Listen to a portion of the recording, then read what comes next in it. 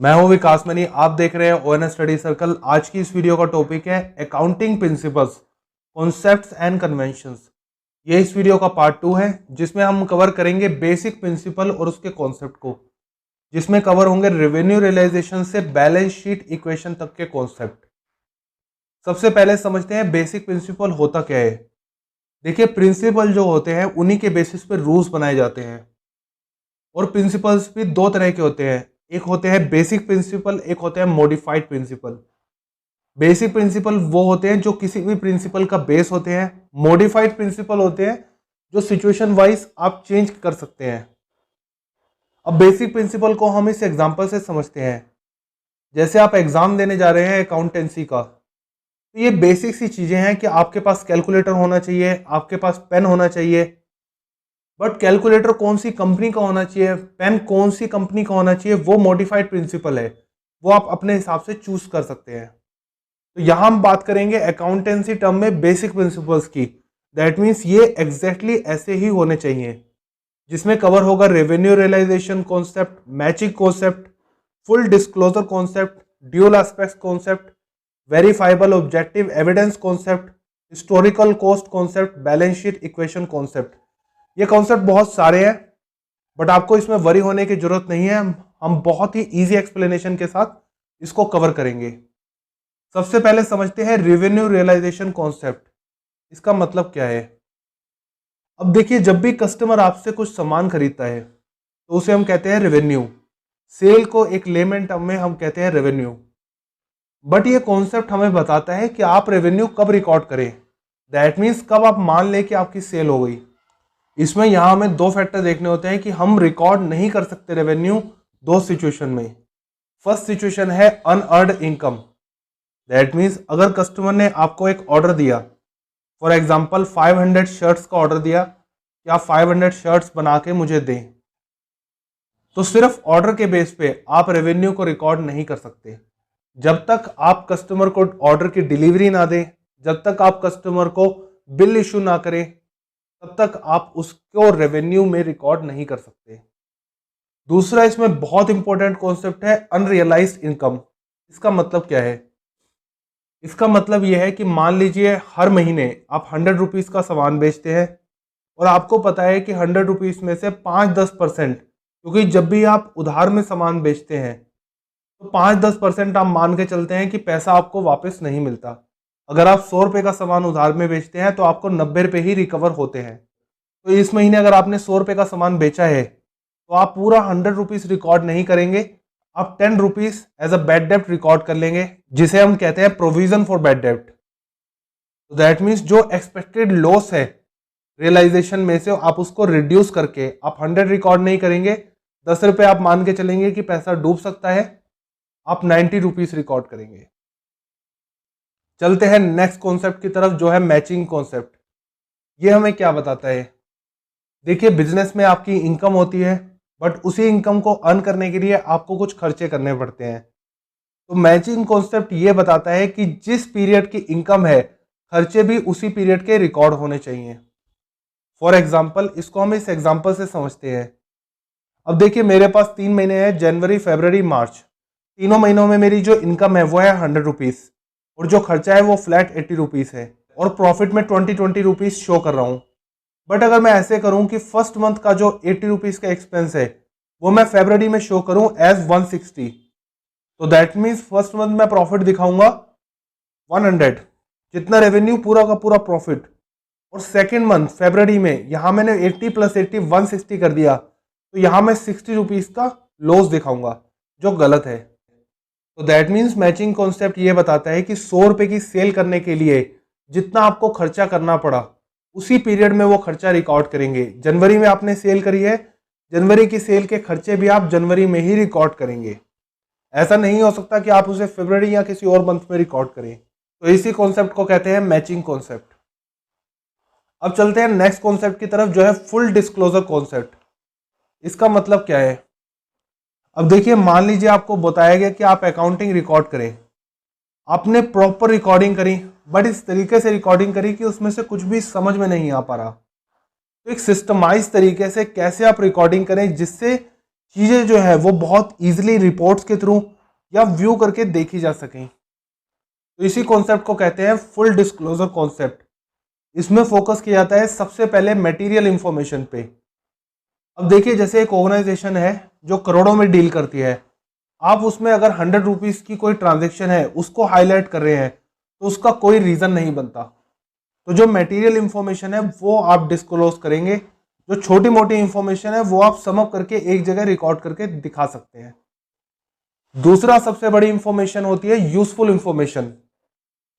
अब देखिए, हम बात करें मटेरियल इंफॉर्मेशन की, बट यूजफुल इंफॉर्मेशन जैसे फॉर एग्जांपल आपकी कंपनी है साबुन बनाने की, बट अगर उसी कंपनी ने कुछ इनकम अर्न करी है सॉफ्टवेयर बनाने वाली कंपनी में इन्वेस्ट करके, तो ये एक बहुत ही यूजफुल इंफॉर्मेशन है कि कंपनी अदर एरियाज में, अदर मार्केट में इन्वेस्ट करके इनकम अर्न कर रही है। तो इसलिए इसको आप स्पेसिफिकली हाईलाइट करेंगे, बेशक वो मटेरियल हो या ना हो।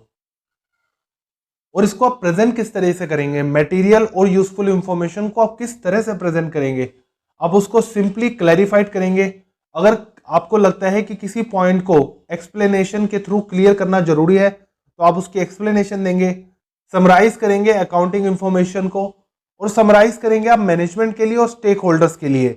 स्टेक होल्डर्स जैसे आपके शेयर होल्डर्स हैं, गवर्नमेंट है, क्रेडिटर्स हैं, बैंक्स हैं, जो भी पार्टीज जो कहीं ना कहीं आपकी कंपनी आपके बिजनेस से कनेक्टेड है, उन सभी के लिए आप इस तरह से अकाउंट की प्रेजेंटेशन करेंगे कि वो भी इजीली और रेडली समझ पाए और आपकी स्टेटमेंट को अदर कंपनी के स्टेटमेंट से कंपेयर करके एक डिसीजन ले सके।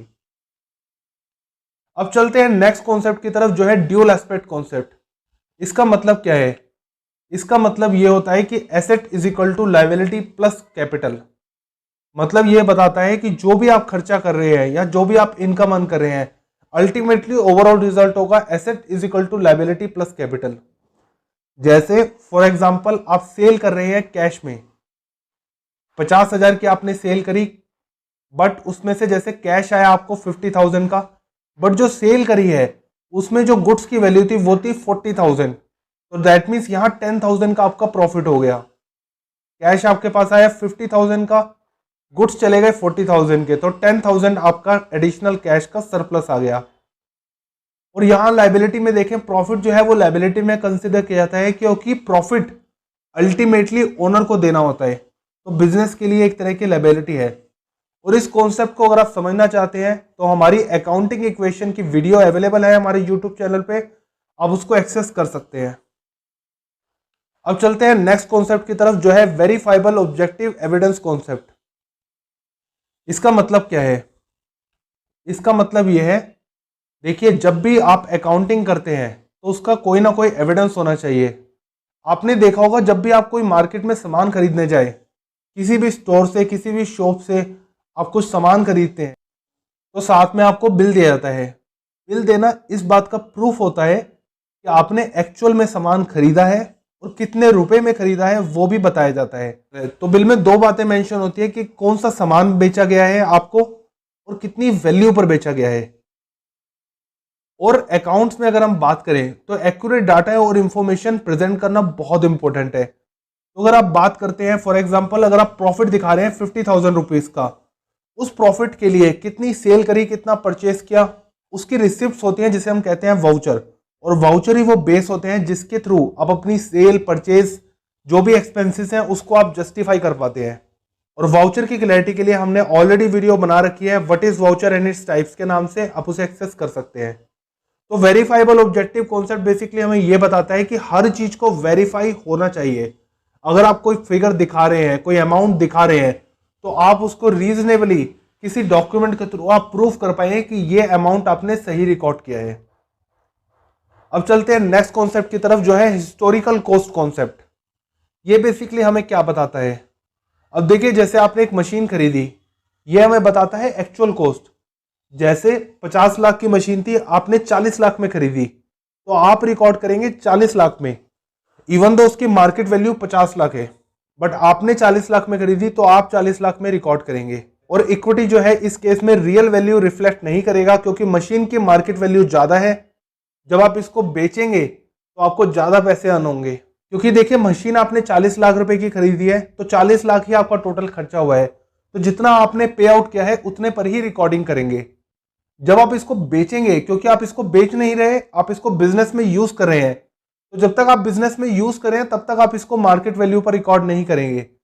जब आप इसको बेचेंगे तो जो आपने एक्चुअल वैल्यू रिकॉर्ड करी होगी उसमें से डेप्रिसिएशन चार्ज करने के बाद, फॉर एग्जांपल 40 लाख रुपए में मैंने मशीन खरीदी थी, 10 लाख रुपए का मैंने डेप्रिसिएशन चार्ज किया, अब उसकी वैल्यू है 30 लाख रुपए और मैं अब उसे 40 लाख रुपए में बेच रहा हूं, तो दैट मीन्स बेचते वक्त मैं इसका प्रॉफिट रिकॉर्ड करूंगा 10 लाख रुपए। बट जब तक मैं यूज कर रहा हूं तो मैं इसको बेच नहीं रहा, तो जब तक मैं इसको यूज कर रहा हूं तब तक इसका प्रॉफिट कैसे रिकॉर्ड करूंगा? तो इसलिए इसको हमेशा एक्चुअल कॉस्ट में रिकॉर्ड करते हैं कि इस मशीन को बिजनेस में यूज करने के लिए मुझे कितने रुपए का खर्चा करना पड़ा। जब बेचेंगे तो एक्स्ट्रा प्रॉफिट जो होगा उसको आप रिकॉर्ड करेंगे, बट बेचने से पहले जब तक आप उसको यूज कर रहे हैं तब तक रिकॉर्ड नहीं करेंगे। और इसी कॉन्सेप्ट को हम कहते हैं हिस्टोरिकल कॉस्ट कॉन्सेप्ट। अब चलते हैं इस वीडियो के लास्ट कॉन्सेप्ट पर, जो है बैलेंस शीट इक्वेशन कॉन्सेप्ट। ये हमें क्या बताता है? ये हमें बताता है बिजनेस में जितनी भी एसेट्स हैं, लायबिलिटीज उसके इक्वल होंगी, और दूसरे टर्म में हमें यह बताता है कि जितना भी डेबिट है क्रेडिट उसके इक्वल होगा।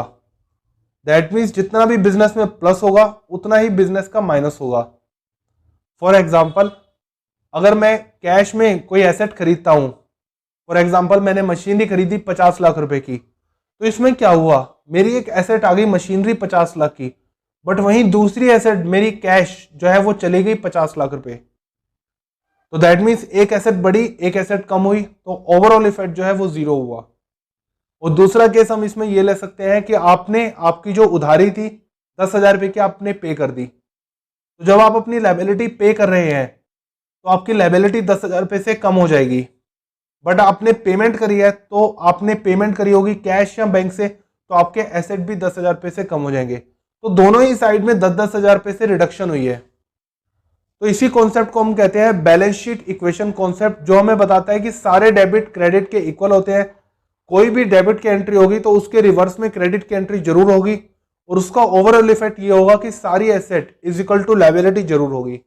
और इसी कॉन्सेप्ट को हम कहते हैं बैलेंस शीट इक्वेशन कॉन्सेप्ट। तो आज की इस वीडियो में हमने बेसिक कॉन्सेप्ट्स को डिटेल में समझा। आने वाली वीडियो में हम मॉडिफाइड कॉन्सेप्ट को और उसकी प्रेजेंटेशन को समझेंगे।